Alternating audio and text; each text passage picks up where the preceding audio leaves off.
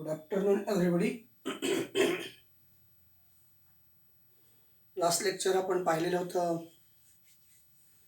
Kinetic energy and their expression. Formula of kinetic energy 1/2 mv². तर त्याच्यावरती एक question विचारलेला आहे. त्या क्वेश्चनबद्दल आपण पहिली चर्चा करू आणि मग जाऊ पुढच्या कन्सेप्टकडे. नेक्स्ट एनर्जी आहे पोटेन्शियल एनर्जी. तर कायनेटिक एनर्जीचा एक क्वेश्चन आहे. Use your brain power. The mass of moving body is doubled. Mass of moving body is doubled. म्हणजे पहिलं मास काय होतं बघा. कायनेटिक एनर्जीचा फॉर्म्युला काय? Kinetic energy is equals to 1/2 mv². पहिलं मास जे काही आहे तर याला आपण म्हणू equation 1. If the mass of moving body is doubled. आता मास डबल झालं म्हणजे हे इक्वेशन काय होईल? Kinetic energy. पहिला आपण मास डबल लिहू म्हणजे जो m होता तो झाला 2m. मग कायनेटिक एनर्जी डॅश. आता मासचे रिलेटेड कन्व्हर्शन करतोय. Kinetic energy dash is equals to 1/2 into 2m into v². मग आता मास बदल झाल्यानंतर कायनेटिक एनर्जी काय असेल? If the mass is double तेव्हा कायनेटिक एनर्जी काय असेल ते आपल्याला कॅल्क्युलेट करायचं आहे. This two cancel. Kinetic energy dash is equals to mv². Clear? मग आता याला म्हणू equation second. This is equation second. Divide equation 2/1 दोनाला. So kinetic energy dash upon kinetic energy is equals to mv² upon 1/2 mv². v² cancel. Kinetic energy dash upon kinetic energy is equals to 1 divided by 1/2. हे equation काय झालं पहा. Kinetic energy dash is equals to या ठिकाणी 1/2चं conversion 2 मध्ये होईल. 2 divided by kinetic energy. So kinetic energy dash is equals to 2 into kinetic energy. That means mass of the moving body is doubled, therefore kinetic energy is also doubled. Kinetic energy is also doubled. तर अशा प्रकारे आपण इथपर्यंत हा use your brain पॉवरचा question होता तो या पद्धतीने आपण सॉल्व्ह केलेला आहे. लक्षात येते सगळ्यांच्या? काही शंका आहे का?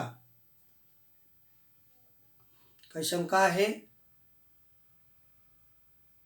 नक्की? तर ओके. काय केलं माहिती आहे का? पहिलं कायनेटिक एनर्जीचा फॉर्म्युला हा आहे.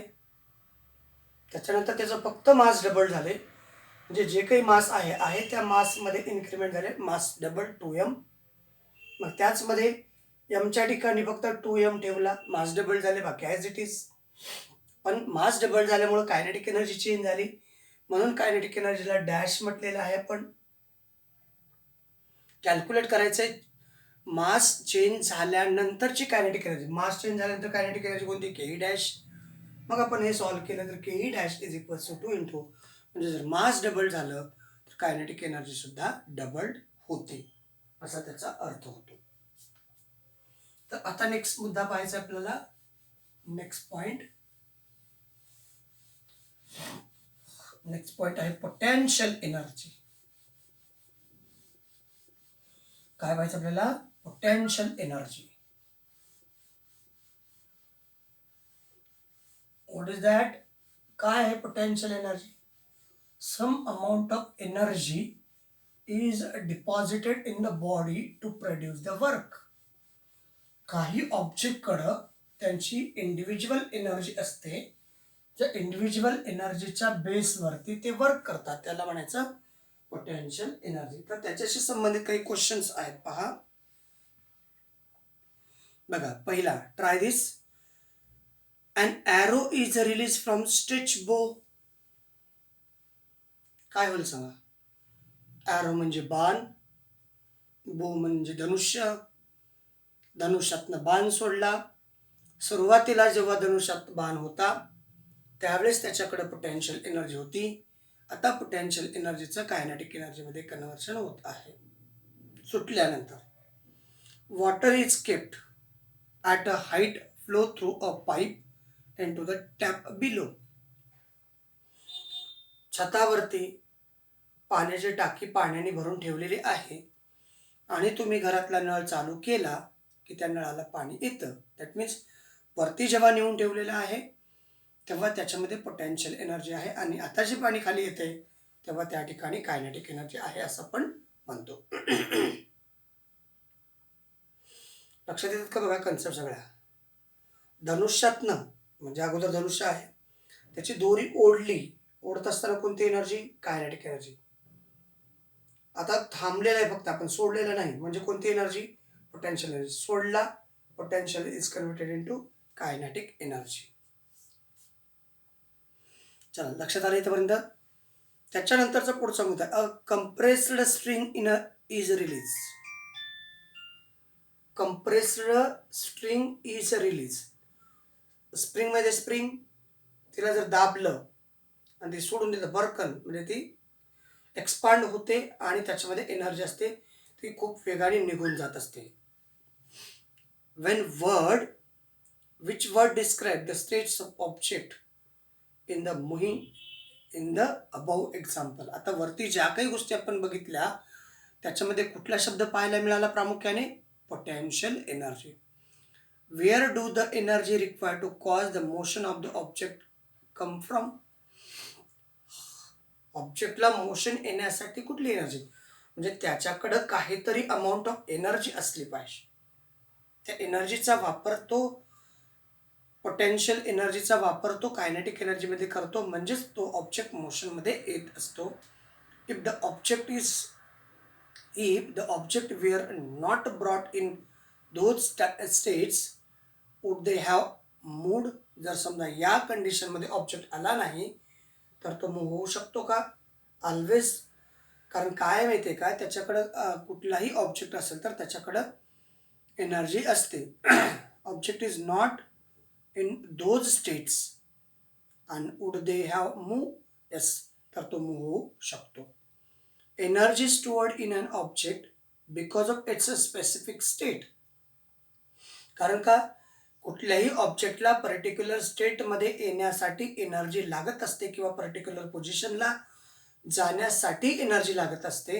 It's called potential energy. कुठल्याही स्टेटमध्ये किंवा पर्टिक्युलर पोझिशनला, बघा पाणी वरती गेलं, there is a position of water, म्हणजे त्याच्याकडे एनर्जी आली. म्हणजे कुठल्याही ऑब्जेक्टला पर्टिक्युलर स्टेटमध्ये येण्यासाठी किंवा पर्टिक्युलर पोझिशनला येण्यासाठी एनर्जी लागत असते आणि ती एनर्जी म्हणजेच कोणती एनर्जी आहे? पोटेन्शियल एनर्जी आहे. त्याच्यानंतर आणखीन 2 क्वेश्चन त्याच्याशी संबंधित विचारलेले आहेत. Hold the chalk at a height 5 centimetre from the floor and release it. हा मार्कर आहे, इथं 5 सेंटीमीटर हाईटवरती ठेवलेला आहे, इथून सोडला खाली पडणार. काही शंका आहे का? नाही, कारण तो पडणारच आहे, कारण त्याच्यावरती ग्रॅव्हिटेशनल फोर्स ॲक्ट होतो सर्टन हाईटवरती. त्याचबरोबर नाव स्टँड अप स्ट्रेट, तुम्ही सरळ उभं राहायचं आणि रिलीज द चॉक. त्याही कंडिशनमध्ये चॉक खाली पडणार आहे. Is there any difference in result of this 2 activity. या दोघांमध्ये काही वेगवेगळं आहे का? फक्त हाईट डिफरंट असू शकते. आणि इफ सो आणि वाय. कारण डिफरन्स आहे का? आहे. कोणता आहे आणि का आहे? डिफरन्स आहे तर हाईटचा डिफरन्स आहे. जेवढी हाईट वाढते तेवढी पोटेन्शियल एनर्जी इन्क्रीज होत जाते. मग त्यासाठी एक एक्सप्रेशन आपण ड्रॉ केलेलं आहे. जो ऑब्जेक्ट एका सर्टन हाईटला आहे त्याचं मास m, त्याच्यावरती acceleration due to gravity act होते, दॅट इज अ जी. एखादा ऑब्जेक्ट आहे त्याचं मास एम, तो सर्टन हाईटला आहे त्यासाठी acceleration due to gravity G, certain हाईटला आहे therefore that is a H. आणि मग तो ऑब्जेक्ट एका सर्टन हाईटवरनं ग्राउंडला येणार, इथं ग्राउंडला येणार, that means to produce a work. या ठिकाणी वर्क होतं, डिस्प्लेसमेंट होतं, म्हणजे वर्क होतं. सो हा ऑब्जेक्ट या ठिकाणी आला म्हणजे टू प्रोड्यूस वर्क, आणि work is equal to force into displacement.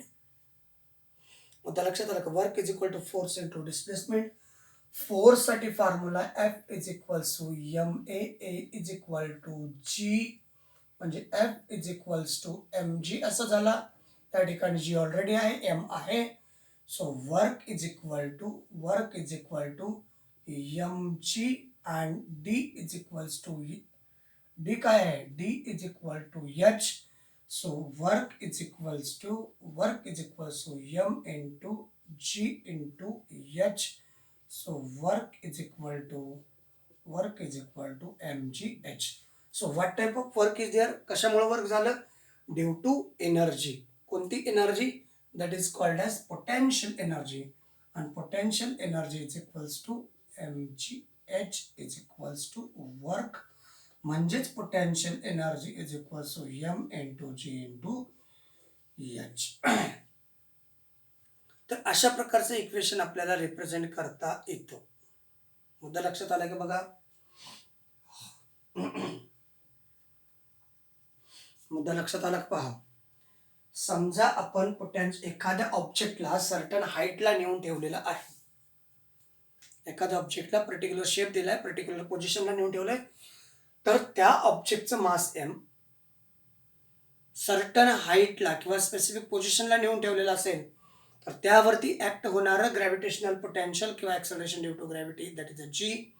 And in which height we put that object, that is h. मग आता हा ऑब्जेक्ट इथून इथं आला किंवा इथून इथं गेला, म्हणजेच त्या ठिकाणी डिस्प्लेसमेंट झालं, म्हणजे वर्क झालं. वर्कचा फॉर्म्युला काय, work is equal to force into displacement. पण वर्क कधी होतं, जर एनर्जी असेल तर, that means energy increases, work increases. मग वर्क झाला, हा डिस्प्लेसमेंट झाला, म्हणजे वर्क झालं. वर्कचा formula force into displacement. But displacement म्हणजे हाईट इथून एवढी, तर D is equal to H असं आपण ठेवलंय. एफ काय आहे, F is equal to mass into acceleration. Acceleration म्हणजेच ग्रॅव्हिटेशनल ॲक्सलरेशन, म्हणजे F is equal to M g, d is equal to h. इथंपर्यंत आणलं. मग वर्क होण्यासाठी काय लागतं, पोटेन्शियल एनर्जी. तर potential energy is equal to M G h. आले इथंपर्यंत. Displacement to height causes energy equal to M G H is to be stored in the object. एखाद्या ऑब्जेक्टला एका सर्टन हाईटपर्यंत ठेवल्यानंतर ते जे काही डिस्टन्स असेल तेवढं त्याच्याकडे एनर्जी डिपॉझिट होत असते. मग याच्याशी रिलेटेड एक क्वेश्चन आहे. सॉल्ड आहे, 500 kilogram of water is stored in overhead tank of 10 metre height building. 10 metre उंचीच्या बिल्डिंगच्या वरती एक 500 किलोग्राम वॉटरचा टँक आहे. Calculate the amount of potential energy stored. तर त्या ठिकाणी असणाऱ्या, त्या टँकमध्ये असणाऱ्या वॉटरमध्ये असणारी पोटेन्शियल एनर्जी किती. मग फॉर्म्युला आपला potential energy is equals to M G आणि H. Potential energy is equals, mass किती दिलंय, मास दिलेला आहे 500 किलोग्राम. जीची व्हॅल्यू माहित आहे 9.8 हाईटला गेल्यानंतर, बट मायनस. आणि एच किती दिलं, h is equals to 10 metre overhead tank. 10 मीटरचं ना, 10 मीटर ओव्हरहेड टँक. मग पोटेन्शियल एनर्जीचा फॉर्म्युला आपण या ठिकाणी पुटअप करू. Potential energy is equals to M G h. M किती 500, जी किती 9.8, हाईट 10. इथं potential energy is equals to 500 into 98. तर potential energy is equals to, दोघांचं मल्टिप्लिकेशन केल्यानंतर आन्सर येतं 49,000 जूल. या दोघांचं मल्टिप्लिकेशन केल्यानंतर 49,000 जूल असं आन्सर या ठिकाणी येतं. म्हणजे एवढी पोटेन्शियल एनर्जी त्या वॉटर टँकमध्ये डिपॉझिट झालेली असते. कळलं का सगळ्यांनी इथपर्यंत? All clear? याच्यानंतर एक कन्सेप्ट आहे बघा, तेवढं फक्त मी वाचतो, बाकी काही पाहायची गरज नाही. Ajay and Atul have been asked to determine the potential energy of the ball of mass kept on a table as shown in the figure. Ajay एका ठिकाणी आहे, अतुल एका ठिकाणी, बॉल त्याच्यावरती आहे. काळजीपूर्वक पहा. What is the answer will they get? Will they be different? Yes, कारण हाईटनुसार जीची व्हॅल्यू आहे, हाईट जर वाढली किंवा कमी झाली तर त्या व्हॅल्यू बदलतात. हाईट वाढली तर व्हॅल्यू वाढते, हाईट कमी झाली तर व्हॅल्यू कमी होते. बरोबर? What do you conclude from this? याच्यावरून काय कन्क्लुजन काढता येतं? If the height is increases, potential energy increases. Height decreases, potential energy decreases. Potential energy is relative. The height of the ball with respect to the Ajay and Atul are different. Ajay साठी height कमी आहे, sorry Atul साठी height कमी आहे, तर अजय साठी height जास्त आहे. तर for potential energy of Ajay is greater as compare to the potential energy of Atul. So the potential energy different, potential energy with respect to them will be different. आणि म्हणूनच पोटेन्शियल एनर्जी या दोघांच्या ठिकाणी डिफरंट असणार. बघा ना, समजा इथं बॉल आहे आणि इथं बॉल आहे. इथली हाईट आहे 10 मीटर आणि इथली हाईट आहे 5 मीटर. तर फॉर्म्युला कसा होईल? ज्या ठिकाणी 10 मीटर आहे, potential energy is equals to, त्याचं वजन समजा 500 इंटू 9.8 इंटू 10, आणि ज्या ठिकाणी 5 आहे 500 इंटू 9.8 इंटू 5, म्हणजे कम्प्लिटली याच्या निम्म येईल. लक्षात येते का बघा? देर इज अ 5, कम्प्लिटली याच्या निम्मा येते. म्हणजे या ठिकाणी पोटेन्शियल एनर्जी असतं, या ठिकाणी पोटेन्शियल एनर्जी कमी. अशा प्रकारे आपण कॅल्क्युलेशन करू शकतो. ओके, ठीक आहे? काही शंका आहे का बघा पोरांनो? चला ठीक आहे, आज या व्हिडिओमध्ये आपण इथेच थांबूयात. नेक्स्ट व्हिडिओमध्ये घेऊन येणार आहोत आपण ट्रान्सफॉर्मेशन ऑफ एनर्जी.